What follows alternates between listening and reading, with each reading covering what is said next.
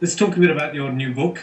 I thought one of the things we might want to address first is some of the words in the title, which seem quite important for how you actually think about stuff. I thought you might first of all want to talk about the everyday. You talk about engaging with the everyday. Why is the everyday important? What does it mean to you? Right.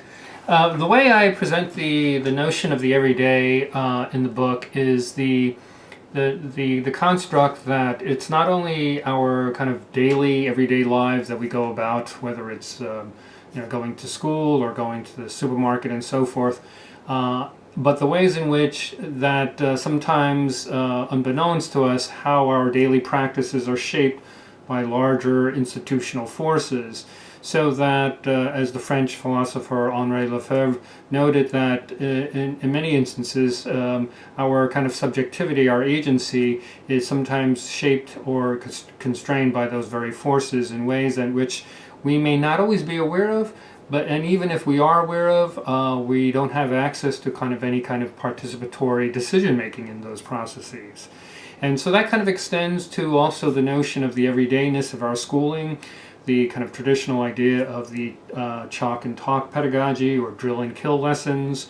And so that when students kind of come across their curriculum materials that offer up representations of the everyday kind of reflected back to them, it's almost this kind of self-repeating cycle of, well, this is what we know, this is what we see as common sense beliefs, and so forth. Yeah, and I think the important part of that is also that those everyday practices also recreate those institutions in a way, right? So if as a teacher you take your everyday practice in a certain way, you're then reproducing the institution and how that institution kind of goes on reproducing itself as a kind of regulatory apparatus. Exactly. Right? Exactly. Yeah, exactly. So how do you engage? I mean, what do you do with the everyday? How do you engage with it? Yeah, in your work, in your everyday practice, in your own work, and particularly in the book. Right. Tell us about that. That's a great question. I think that's part of the where criticality comes in, is to kind of, first of all, acknowledge the everyday practices, as you've just mentioned, kind of taking a self-reflective stance toward our own social practices and how they may be reproduced. And also in terms of the role of both as a teacher and as a researcher, that I try to find those instances, those kind of, as you mentioned in your own book, those critical moments in which we can kind of call attention to those practices that we've kind of taken for granted and kind of interrogate them or just challenge them, and just kind of looking at them and saying, well, what is it about these practices that are helping to reproduce these relations? Are these practices, what are the assumptions associated with these practices? Is this something that's always been going on or something that is new? And of course, I think those type of questions would open up the discussions around that. Right. And so you talked about that as a kind of critical practice. And I notice you don't have the word critical in your title. So two questions. Why not have it in your title? And in what way do you see that as a critical practice? Okay. Well, one of the reasons why I did not mention critical in the title, it was that because I felt that the word power and meaning making together kind of brings up the idea that the classroom itself is already infused with power relations, and as such, that would demand some sort of responses. Now, which is interesting because the way we, in the field of those of us who name ourselves as critical applied linguists, we assign that word critical to... Both of us, right? Sorry, go on. No, that's... the way we assign the word critical to challenge the power and meaning making. However, as you probably know, there have been other groups, well, for example, like in the United States, there are several other groups that also challenge the ideas of power and meaning making, but they don't consider themselves critical. For example, maybe would be someone like the Tea Party, who would see themselves as being fairly conservative. So I think that in of itself is somewhat problematic, and so the reason why I omitted that was to say, well, there are a range of responses to power and meaning making. Now, obviously in the book I align myself with criticality because, as I argue in the book, that is just one stance to take toward interrogating the power and the ways in which meanings are made. Okay, yeah, I mean, that makes a lot of sense, I think. So talk a bit more about the context of this work. So you know, the book is about an EAP classroom, EAP in general, but also a particular classroom.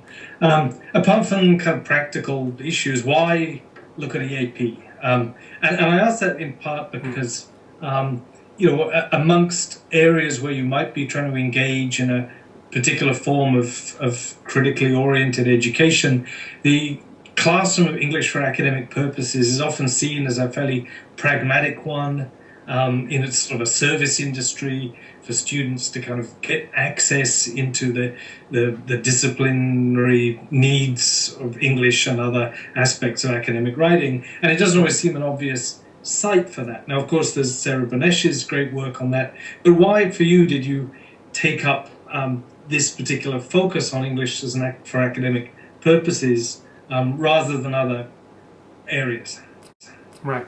I think one of the main reasons why was that I myself have been a long-time EAP instructor in the United States and in Canada, and so that was the classroom milieu, as it were, that I was most familiar with. And over the years that I've been teaching English for academic purposes, first in Los Angeles and then later in Toronto when I was doing my doctoral work, I came across many of the issues that I presented in the book, and that is, again, how often the curriculum materials would help reproduce these particular identities that students were not always willing to kind of take up, these subject positions.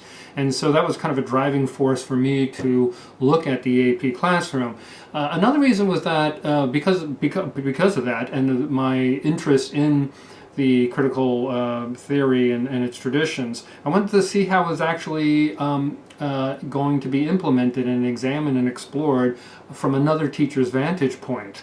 And so I thought that I would bring in that sort of kind of street credibility, as it were, with another teacher, knowing that I had been a long-time EAP instructor, not just an academic researcher with no or very little or no EAP teaching experience. And so on that common ground, we'd be able to build kind of a rapport and trust in terms of communicating as fellow teachers. Right. Can you talk a bit more about that intervention? Because that seems to be a really important, I mean, it's a crucial part of your book. Right. But it's a very important issue generally for critical education work. Because again, people might say, you know, the notion of an intervention is potentially, well, it's kind of obviously trying to bring about change, right? Right. People feel uneasy about that. Right. Well, even though you say you've got this credibility, right, you've worked with this teacher, right, what are the grounds for you intervening? And as you said earlier, talking about the students a bit, you did say, well, maybe, you know, there were subject positions they were reluctant to take up. So you're certainly trying to change the way they think about themselves, operate, and trying to do that with an intervention through the teacher. Some people might kind of say, oh, wait a minute, this, you know, what's your ethical, pedagogical, political agenda, and what are your grounds for doing all of that? Right. And I think that's extremely important points. You know, the research did not start off with an agenda to kind of activate these interventions or implement these interventions. But it started off with simply in the beginning when I was able to find a participant instructor. I simply said, well, I would like to observe your classes and then kind of just see what develops. And so that happened over the course of about 2 months. And during those 2 months, that was the time when she began to feel more comfortable with my being in the classroom as well. And then we started talking and chatting, of course, after the observations concluded or after her classes. And at several points she came up to me and said, well, I'm not really happy with the way the lesson went. What do you think? Or I didn't really feel like the students were into it today. So she started to kind of solicit my opinions. And so at that point, then I brought up the topic of asking her. I was like, well, what do you think about if we explore some of these issues that I myself been studying but haven't really implemented in any systematic way? And she was immediately enthusiastic, and so that's how it came about, where I started introducing her to the literature on critical literacy and systemic functional linguistics. And then from there on, it quickly evolved, where we started having what we both of us call research meetings, in which we, after having read it on our own, come together and talk to each other about it. And then she would go ahead and try to implement some of those practices. And then in the following meetings, we would kind of discuss on how she thought it went. And so that unfolded over several months, and it obviously took a while to kind of build up that relationship, and one of trust and rapport. And so to those people who would say, in terms of the ethical or in terms of research or having some kind of agenda, I would say that both researchers and practitioners have both expressed those concerns and interests in working together, more closely together, and really kind of addressing on how theory is integrated with practice. Because as we both know, there are a number of critical theorists who they just write books and books on just kind of in critical pedagogy, but they don't really examine how it's actually implemented in the classroom. And likewise, as the participant teacher, Amelia, as her pseudonym is given in the book, herself says, well, how does this all work in the classroom? And I think it's important to have both voices heard in that dialogue. Yeah. And that's what explains how that develops as an ongoing discussion, dialogue between the two of you, and then it's sort of an emergent framework for action right from that. Right. So how does that fit? I mean, let me take you out a bit. I mean, you started with the everyday and the everyday practice and so on, but clearly all of this is also about a much bigger picture. And as you said, like you like to start with the everyday, but you're interested in how it relates to kind of formation and the regulations through institutions. So how does this sort of work you're doing with in EAP classes or elsewhere, how does that link to kind of a bigger framework then around not just, I mean, you said the class is full of relations of power and you're interested in questions of meaning making in relation to that. What about that bigger picture? In what ways does what you're trying to do relate to a larger politics and so on, and also a kind of a larger form of political activism, if you like? Right. Yeah, that's interesting, because there, as you know, there's always been one particular discourse in our field where this idea that our students are themselves not overtly political, that we're imposing our agendas. But in fact, and this is one of the stories that are related in the book, relating to my own teaching experiences, very often the students themselves call these practices into being. The story that I relate when I first started teaching English as a second language in Los Angeles was in the wake of the Los Angeles uprisings over the verdict of Rodney King, which I explain in the book. But more recently, I would say that we see here not only here in Hong Kong, but with the Occupy movements across the world, in Europe, UK, the United States, and so forth, where the students themselves are questioning this. The students themselves are questioning a number of injustices, social, economics, and so forth. And although they may not always articulate it as such in the classroom, I think it's always good to remind ourselves that they themselves are positioned in certain ways by institutions, right? Whether it's the lack of access to particular discourses they'll need to succeed in the university, or high-stakes testing, and so forth. So I think they already have a number of interests and concerns that are not really being heard or articulated or given space to be voiced in the classroom.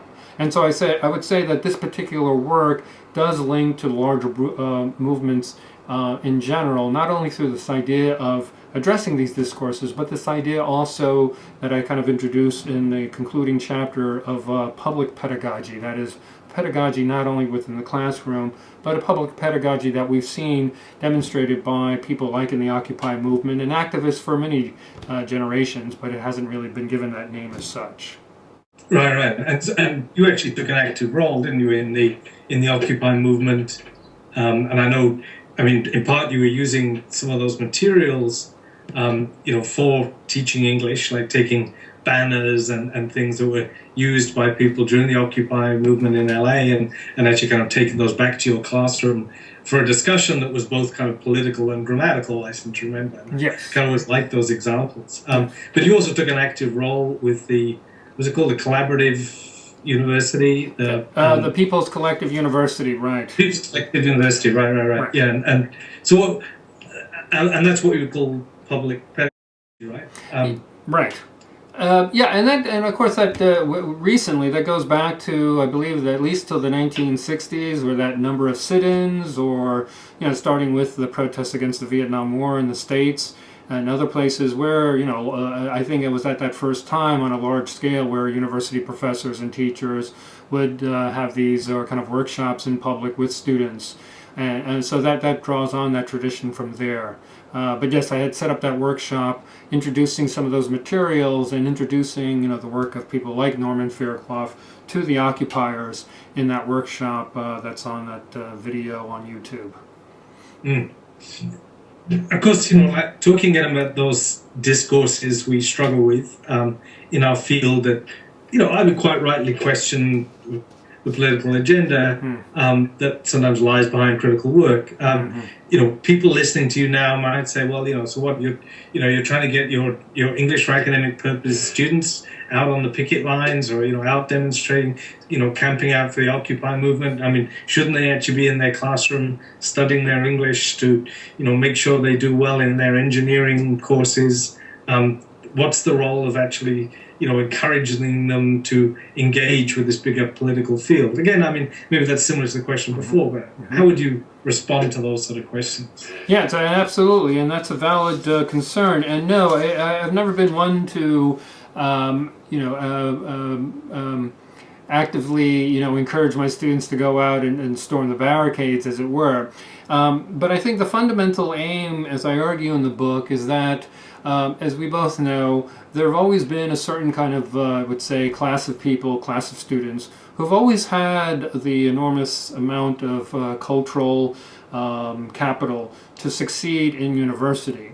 And so where does that cultural capital come from, right? The access, as we know from the literacy studies, of an immersion in these literacy practices from day one.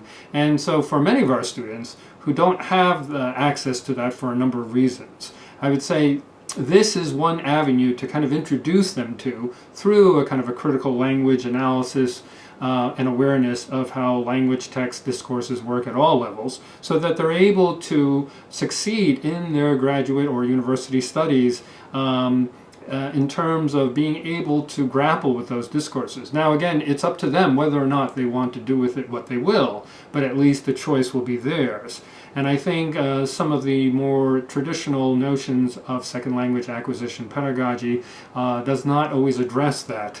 And so I would say this is where as you and Sarah Benish have written about, of course, in the past, where the critical meets the pragmatic approach, in which one does not necessarily exclude the other.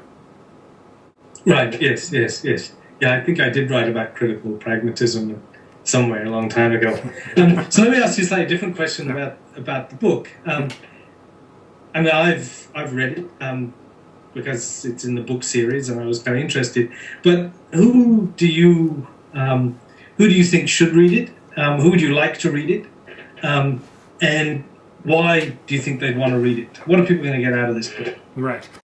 Well, I envisioned three main audiences. And of course, the first audience I would hope that would find the book appealing would be the practitioners themselves, because I think here is I would not say a guide to it, but I would say here it would be a good example of how the theory is integrated with the practice. And so that for teachers who are interested in expanding their teaching toolkit, here it would be an example of how one particular teacher did it. And maybe to give them their own ideas or thoughts or inspiration to take up not identical practices, but somewhat maybe similar practices or practices of their own devising in which they could kind of engage with these materials. So that would be one main audience. The second audience, of course, would be the researchers and graduate students in our field who are interested in seeing how theory is applied to practice and how out of that practice perhaps new theories or could be either revised or regenerated. Okay, and then the third audience I would hope would, and maybe this might be a bit optimistic, would be the kind of general public, in which the general public who are interested in how people actually take up the discourses. We've seen a lot of work by critical discourse analysts from their own vantage points, but very little of how actual people, the general public, take up these power discourses. So I think for those in the public who are interested in this, I think the book would be appealing. Yeah, good. I mean, but that other question you raised, right? I mean, okay, the general public, that's always a challenge when we write academically, whether the general public will want to. Right. But you also talked earlier about the different people who maybe challenge issues of power and meaning making. Do you feel that you might, your book might appeal to someone in the Tea Party who wants to think differently about teaching English for academic purposes? Or I asked that question, sort of, maybe it's a foolish one, but there is always that problem. And I think, as you were hinting there, that we tend in critical work and critical discourse analysis, I think, to kind of talk to each other. Right. Like, you think, you're actually changing anyone's views, or are you kind of confirming the beliefs a certain group of us has about texts and education and the world, and we kind of keep on writing for each other, but no one who thinks differently is ever going to read it and change their mind. Do you think your book can change people's minds? I'm not quite sure if they can change people's minds, but I would say that, as the late, great Stuart Hall has written about, that the area for us of most importance is the terrain of common sense beliefs that I had referred to earlier in our conversation. And so, there is a lot of interesting overlap between the Occupy movement and the Tea Party, and that is the concern over the growing economic inequalities. Now, both movements kind of attributed to different agencies, different institutional agents or stakeholders, as it were. But I think there is a certain kind of core overlap with that. And I think around this idea of common sense beliefs, which I think is one of the main themes of this book, is the sense of having people who are upset and outraged at what they see as the growing inequality in their everyday lives, but really kind of having a dialogue about where and how this actually emerges, as well as other injustices. And this idea that obviously many of us are divided along so-called class, gender, racial, and so forth lines, in which we have much more in common than we've been led to believe. So I don't really see it as in terms of changing anyone's minds, but I do see it as part of contributing to a dialogue in which it opens up the discussion around what actually constitutes, for example, power, or the exercise of power, inequality, injustice, and so forth. Yeah. Anything else you want to kind of add? I think I'm out of questions, really. Any other things you want to add about the book, about Hong Kong, about what you're doing now, about any other comments? Yeah, I would just say that I'm excited about this book, and I'm hoping it does reach a good audience, a broader audience rather. And I am carrying this idea of public pedagogy into my next research project, which does explore about how people take up the discourses of the economy. But I do plan to return again to the sites of English for academic purposes classrooms in the future because of my long history of teaching EAP. Cool.